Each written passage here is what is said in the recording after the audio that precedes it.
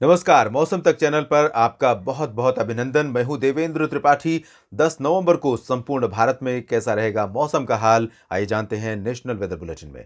भारत के दोनों समुद्री क्षेत्र अरब सागर और बंगाल की खाड़ी में इस समय हलचल काफी बढ़ी हुई है, लेकिन अरब सागर पर बना मौसमी सिस्टम कमजोर होकर अब निम्न दबाव का क्षेत्र बन गया है और ये भारत के तटों से दूर जा रहा है, जिसके कारण इसका जो इम्पैक्ट है या कहें कि दुष्प्रभाव है वो भारत के तटों पर इंक्लूडिंग सेंट्रल इंडिया और साउथ इंडिया, इन भागों पर देखने को नहीं मिलेगा। ये सिस्टम दूर जा रहा है और दूर जाते हुए कमजोर हो जाएगा। दूसरी ओर बंगाल की खाड़ी पर बना सर्कुलेशन पहले निम्न दबाव का क्षेत्र बना आज, और इस समय ये दक्षिण पूर्वी बंगाल की खाड़ी के ऊपर है और अगले 24 घंटों के दौरान ये सेंट्रल पार्ट्स से भारत के तटों के करीब पहुंच जाएगा और कल ये डिप्रेशन बन सकता है। यानी 10 नवंबर को इस सिस्टम के डिप्रेशन बनने की संभावना है। इसके पहले ही आप देख सकते हैं कि बादलों का जो पैच है, ये कन्वेक्टिव क्लाउड फॉर्मेशन है, वो ऑलरेडी यहाँ पर प्रोसेस जारी है, क्योंकि नॉर्थ ईस्ट मानसून यहाँ पर है। नॉर्थ ईस्ट हवाएं, नॉर्थ ईस्ट मानसून सर्ज लगातार यहाँ पर एक्टिव है, जिसकी वजह से साउथ पेनिनसुलर रीजन में पिछले कई दिनों से काफ़ी ज़्यादा वर्षा की गतिविधियाँ देखने को मिल रही हैं। और जब ये सिस्टम आगे बढ़ेगा तो 10 नवंबर से बहुत भारी वर्षा तटों पर देखने को मिल सकती है और अगले 2-3 दिनों तक इस तरह की बारिश की संभावना रहेगी। देश के अन्य भागों पर कोई सक्रिय मौसमी सिस्टम नहीं है। उत्तर भारत में जम्मू कश्मीर और आसपास के भागों पर आमतौर पर डब्ल्यूडी के कल चलते बारिश और बर्फबारी होती है, तो इस समय यहाँ पर कोई मौसमी सिस्टम नहीं है। हालांकि पश्चिमी दिशा से आने वाली जो हवाएं हैं उनके साथ कुछ मॉइस्चर पहुंच रहा है, जिससे गिलगित बाल्तिस्तान, मुजफ्फराबाद और लद्दाख में तथा जम्मू कश्मीर, हिमाचल प्रदेश, उत्तराखंड के उत्तरी भागों में कहीं कहीं पर हल्के बादल ऊंचाई वाले दिखाई दे रहे हैं। इन बादलों से बारिश बर्फबारी की उम्मीद आप नहीं कर सकते हैं। मोटा मोटा ये वेदर फीचर है, मौसमी सिस्टम है, और इन सिस्टमों का क्या इम्पैक्ट होगा संपूर्ण भारत के मौसम पर, आइए अब हम इसकी बात करते हैं। बंगाल की खाड़ी से जब मौसमी सिस्टम आगे बढ़ेगा, जैसा कि मैंने बताया, सिस्टम के आगे बढ़ने के कारण जिस तरह के बादल आज नजर आ रहे हैं, 10 नवंबर को बादलों का प्रभाव इनसे ज्यादा बढ़ जाएगा और बादलों का न सिर्फ प्रभाव बढ़ेगा बल्कि दायरा भी बढ़ेगा। ये जो रेन का रीजन आप देख रहे हैं, ये आज कम है, कल ये और बढ़ेगा। यानी कल इस तरह की स्थितियां रहेंगी। रायलसीमा और दक्षिणी आंतरिक कर्नाटक तक बहुत ज़्यादा बारिश शुरू हो जाएगी और बाकी जो हिस्से हैं पूर्वी तटों पर, ओडिशा से लेकर उत्तरी तटवर्ती आंध्र प्रदेश, यहाँ तक कि छत्तीसगढ़ के दक्षिणी हिस्से और तेलंगाना, उत्तरी आंतरिक कर्नाटक, इन भागों पर भी कल से आपको बादल नजर आएंगे और ये बादल काफ़ी स्ट्रॉन्ग, काफ़ी थिक क्लाउड होंगे और घने होंगे, तो इनसे बारिश की संभावना रहेगी। फिलहाल उन भागों की हम बात करें पहले, जहां पर कल अथाह बारिश के कारण सामान्य जनजीवन पर असर पड़ सकता है। तो ये रीजन होगा तमिलनाडु का सेंट्रल पार्ट, जिसमें पुदुचेरी से लेकर नीचे का जो रीजन रहेगा, इन भागों में पंबन तक, इन सभी क्षेत्रों, पंबन, रामनाथपुरम और आसपास के हिस्से, इन सभी हिस्सों में कई जगहों पर मूसलाधार वर्षा लोगों के लिए आफत बन सकती है। और रेल, रोड, एयर, ये तीनों जो डिफरेंट ट्रेवल मीडियम है, वो सारे प्रभावित हो सकते हैं। तो यहाँ पर लोगों को बहुत सतर्क रहना होगा और प्लान भी समय से ही करना होगा। अगर आपको कहीं इमरजेंसी में जाना है तो उसके लिए पहले से ही आप निकल लीजिए, अपनी प्लानिंग कर लीजिए, क्योंकि अगले 2-3 दिन इस तरह की बारिश यहाँ पर तमिलनाडु के तमाम इलाकों पर होगी और तमाम जगहों पर इस तरह की बारिश के चलते लोकल लेवल पर फ्लडिंग और वाटर लॉगिंग की समस्याएं, इसके चलते पावर आउटेज और साथ ही साथ तेज़ हवाएं, बादलों की भीषण गर्जना, लाइटनिंग स्ट्राइक, ये सभी जो विपरीत मौसमी स्थितियां होती हैं वो तमिलनाडु के तटों के साथ साथ अंदरूनी हिस्सों पर भी देखने को मिल सकती हैं। तिरुचिरापल्ली, मदुरई, सेलम, वेल्लोर, इन सभी भागों में, कोयम्बटूर, तमाम जगहों पर इस तरह की गतिविधियां संभावित रहेंगी। केरल में भी ऐसे ही हालात रहेंगे, लेकिन तमिलनाडु की तुलना में केरल में अभी आफत नहीं होगी। कम से कम 48 घंटों तक, 48 घंटों के बाद केरल पर भी प्रभाव दिखेगा। हालांकि कई जगहों पर केरल में मध्यम से भारी वर्षा होने की संभावना है और दक्षिणी आंतरिक कर्नाटक में बेंगलुरु, मैसूरू, हासन समेत जो दक्षिणी रीजन है, ये वाला तमिलनाडु और आंध्र प्रदेश तथा केरल से सटा हुआ, इन सभी क्षेत्रों में कई जगहों पर मध्यम से भारी वर्षा 10 नवंबर को देखने को मिल सकती है।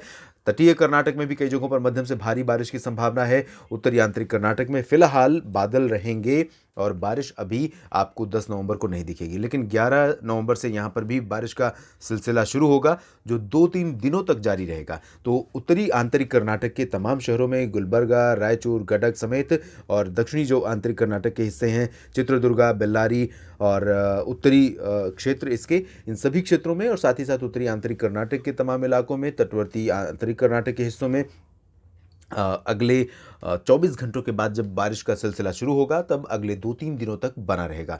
यानी कि 11 नवंबर से यहाँ पर बारिश की गतिविधियाँ शुरू होंगी और कम से कम 15-16 नवंबर तक लगातार बारिश यहाँ पर होने की संभावना है।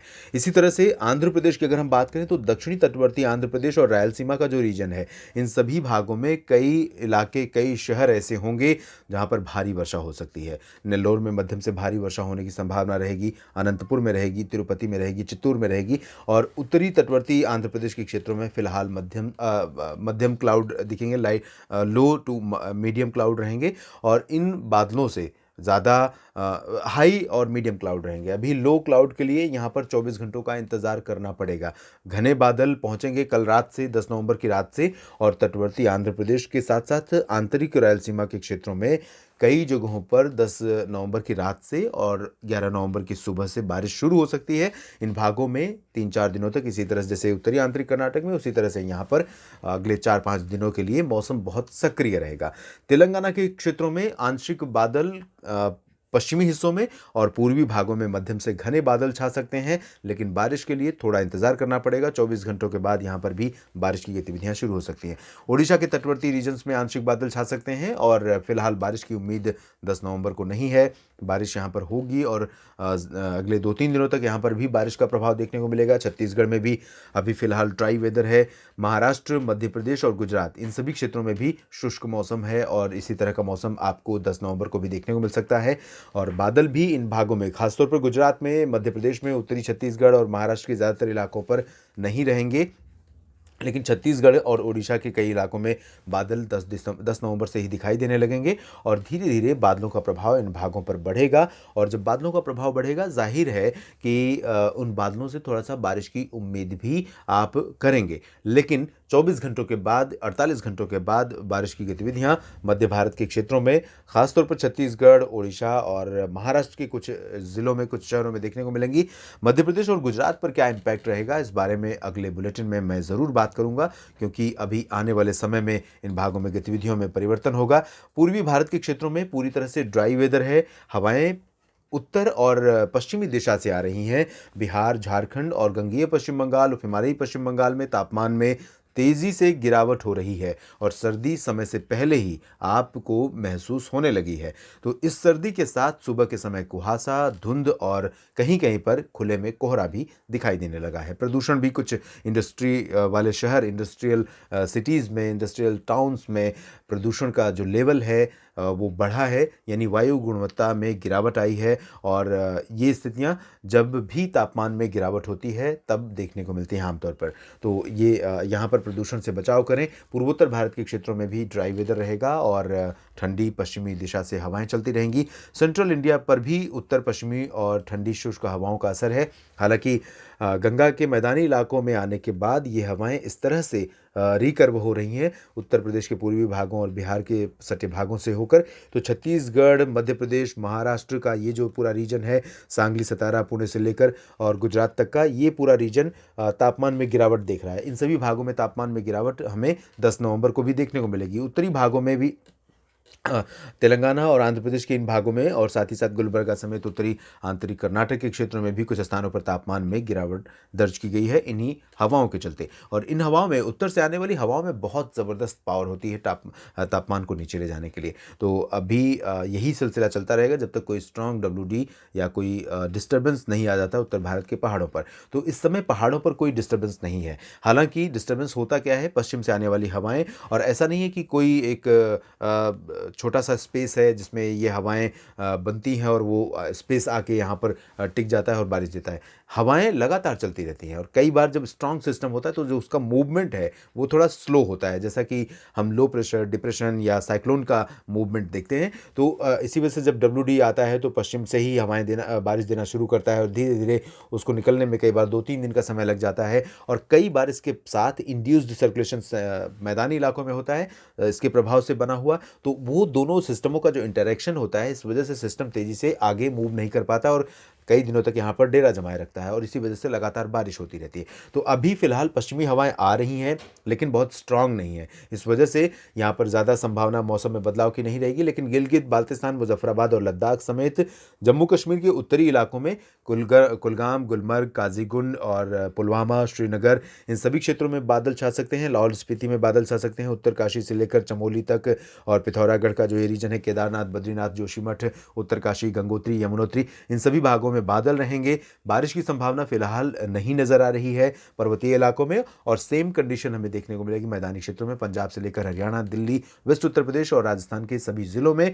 इन भागों में निश्चित रूप से हवाएं जो चल रही हैं अभी पश्चिमी दिशा से, ये हवाएं लगातार चलती रहेंगी तो तापमान सामान्य से नीचे सभी जगहों पर बना रहेगा। अमृतसर से लेकर लुधियाना, पटियाला, बरनाला, मोगा, रोहतक, हिसार, सिरसा, महेंद्रगढ़, फतेहाबाद और पलवल, चरखी दादरी, गुरुग्राम, फरीदाबाद, इन सभी क्षेत्रों में, साथ ही साथ आगरा, अलीगढ़, गौतम बुद्ध नगर, बुलंदशहर, मेरठ, मुरादाबाद, सहारनपुर, इन सभी क्षेत्रों में। दिल्ली में भी यही स्थितियां रहेंगी। अलवर, जयपुर, अजमेर, जोधपुर, बीकानेर, जैसलमेर, चूरू, गंगानगर, हनुमानगढ़, भीलवाड़ा, उदयपुर, इन सभी भागों में भी तापमान में गिरावट होती रहेगी। और सबसे अहम चीज़ उत्तर भारत के मैदानी क्षेत्रों की है, यहाँ का बढ़ता पोल्यूशन बढ़ रहा है।